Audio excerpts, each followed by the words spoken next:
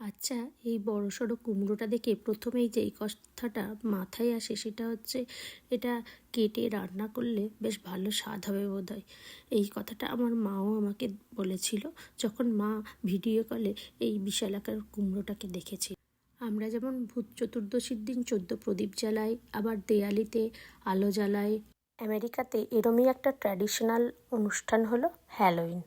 এই হ্যালোইনের সময় এই যেই পামকিনগুলো দেখছেন এরকমের ছোট বড় বিভিন্ন ধরনের পামকিন পাওয়া যায় ফার্মগুলোতে। তো সেইগুলো নিয়ে এসে মানুষজন ঘরবাড়ি সাজায়।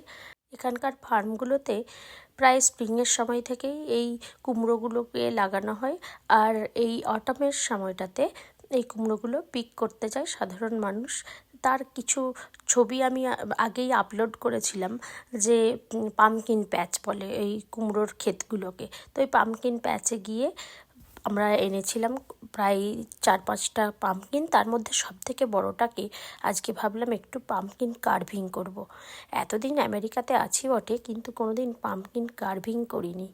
এখন মেয়ের দৌলতে সেই পামকিন কার্ভিং করতে বসেছি।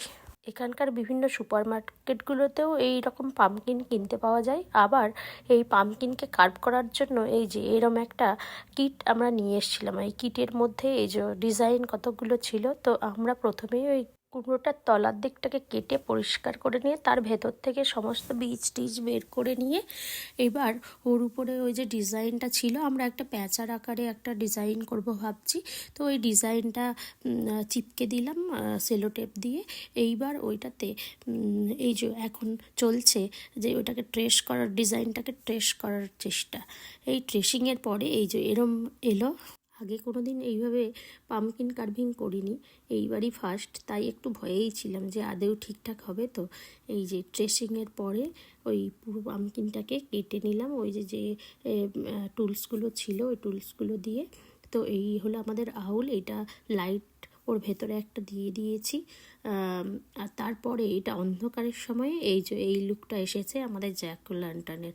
কেমন হয়েছে আমাদের ফার্স্ট প্রচেষ্টায় এই জ্যাক ও ল্যান্টার্নটা, তা অবশ্যই কমেন্টে আপনারা জানাতে ভুলবেন না। কুমড়োটা যতক্ষণ পর্যন্ত আমরা ক্লিন আপ করছিলাম, সেই ক্লিন আপের সময়টাতে একজনের খুব আগ্রহ ছিল, কিন্তু তারপরেই যখন দেখছি এটাকে নিয়ে এরা কী একটা করছে তখন সে আগ্রহ হারিয়ে ফেলেছিল। কিন্তু সন্ধেবেলায় যখন ওটার মধ্যে ওই বাতিটা দিয়ে একদম ফাইনাল লুকটা যখন আমার মেয়ে দেখতে পেলো তখন তার ভারী খুশি। সে তো খালি দেখছে আর বলছে, মামি আউল আউল।